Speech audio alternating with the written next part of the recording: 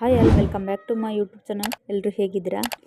ಇವತ್ತಿನ ರೆಸಿಪಿಯಲ್ಲಿ ನಾವು soya gravy ಮಾಡೋದು ಹೇಗಂತ ತೋರಿಸ್ಕೊಡ್ತಾ ಇದ್ದೀವಿ. ಅದಕ್ಕಿಂತ ಮುಂಚೆ ಇನ್ನೇನು ನಮ್ಮ ಚಾನಲ್ ಸಬ್ಸ್ಕ್ರೈಬ್ ಮಾಡ್ಕೊಂಡಿಲ್ಲ, ಪ್ಲೀಸ್ ಸಬ್ಸ್ಕ್ರೈಬ್ ಮಾಡ್ಕೊಳ್ಳಿ ಅಂತ ಹೇಳ್ತಾ ಬನ್ನಿ ಮಾಡೋದು ಹೇಗಂತ ನೋಡ್ಕೊಂಬರೋಣ. ಇಲ್ಲಿ ನಾವು ಸ್ವಲ್ಪ ಮೊಸರು ತೊಗೊಂಡಿದ್ವಿ, ಅದಕ್ಕೆ ಅಚ್ಚ ಖಾರದ ಪುಡಿ, ನಂತರ ಸ್ವಲ್ಪ ಗರಂ ಮಸಾಲೆ ಇಲ್ಲಾಂದರೆ ಚಿಕನ್ ಮಸಾಲ ಬೇಕಾದರೂ ತೊಗೋಬೋದು, ನಂತರ ಅರಿಶಿಣದ ಪುಡಿ, ಇದಕ್ಕೆ ಈರುಳ್ಳಿ, ನಂತರ ಸ್ವಲ್ಪ ಕೊತ್ತಂಬರಿ ಸೊಪ್ಪನ್ನು ಕಟ್ ಮಾಡಿ ಆ್ಯಡ್ ಮಾಡ್ಕೋಬೇಕು. ನಂತರ ರುಚಿಗೆ ತಕ್ಕಷ್ಟು ಉಪ್ಪು, ಕೊನೆಯದಾಗಿ ಸ್ವಲ್ಪ ಎಣ್ಣೆ ಆ್ಯಡ್ ಮಾಡಿಕೊಂಡು ಇಷ್ಟನ್ನು ಮಾತ್ರ ಚೆನ್ನಾಗಿ ಮಿಕ್ಸ್ ಮಾಡ್ಕೊಳ್ಳೋಣ.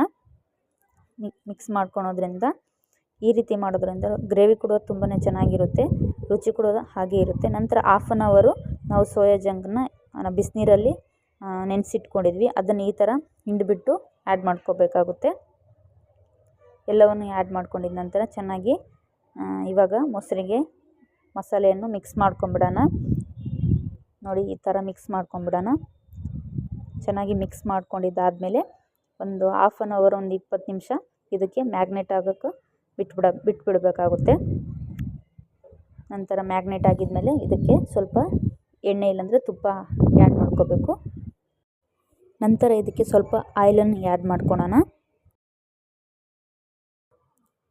ಸೇರಿಸ್ಕೊಂಡಿದ್ಮೇಲೆ ಒಂದು ಬಿಸಿ ಆದಮೇಲೆ ಅದಕ್ಕೆ ಸ್ವಲ್ಪ ಜೀರಿಗೆ, ಆಮೇಲೆ ಪಲಾವ್ ಎಲೆಯನ್ನು ಆ್ಯಡ್ ಮಾಡ್ಕೊಳ್ಬೇಕು.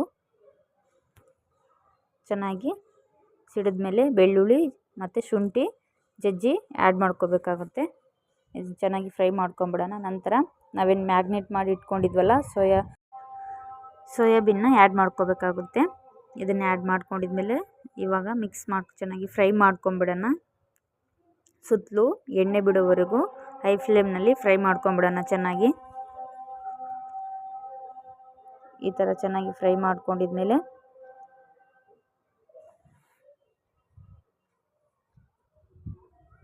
ನಂತರ ಅದಕ್ಕೆ ಸ್ವಲ್ಪ ಒಂದೆರಡು ಹಸಿಮೆಣಸಿನ್ಕಾಯಿ ಈ ಥರ ಮೇಲಿಂದ ಆ್ಯಡ್ ಮಾಡ್ಕೋಬೇಕಾಗುತ್ತೆ.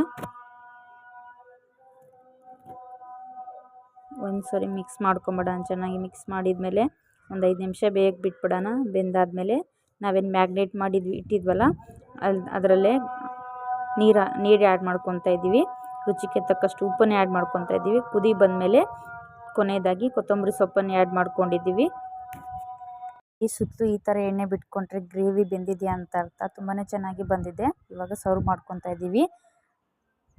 ನೋಡಿ, ಕೊನೆಯದಾಗಿ ಸರ್ವ್ ಮಾಡ್ಕೊತಾ ಇದ್ದೀವಿ. ತುಂಬಾ ಚೆನ್ನಾಗಿ ಬಂದಿತ್ತು ಗ್ರೇವಿ. ನೀವು ಕೂಡ ಮನೇಲಿ ಒಮ್ಮೆ ಟ್ರೈ ಮಾಡಿ ಅಂತ ಹೇಳಿ, ನಮ್ಮ ಲಂಬಾಣಿ ಅಡುಗೆ ಮನೆಯ ರೆಸಿಪಿಗಳು ನಿಮಗೂ ಇಷ್ಟ ಆದರೆ ಪ್ಲೀಸ್ ಲೈಕ್ ಮಾಡಿ, ಶೇರ್ ಮಾಡಿ, ಸಬ್ಸ್ಕ್ರೈಬ್ ಮಾಡ್ಕೊಳ್ಳಿ ಅಂತ ಹೇಳ್ತಾ ಥ್ಯಾಂಕ್ ಯು ಫಾರ್ ವಾಚಿಂಗ್.